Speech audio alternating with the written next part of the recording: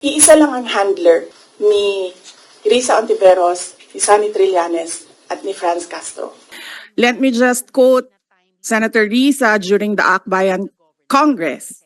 Alam ko po na ang daming kalat ni Duterte na hirap tayong linisin. Alam ko po na ang daming kalat ni Duterte na hirap tayong linisin. Ang kadiliman noong panahon niya ay talaga namang nanuot sa ating lipunan. Parang mansa na napakahirap tanggalin. At habang ang anak niya ay may kapangyarihan pa, hindi magiging madali ang ating laban. While VP Sara is in power, the threat of a full-blown Duterte comeback is still a very real and present danger. Madam Chair, hindi ko maintindihan yung ugali ng ating resource person.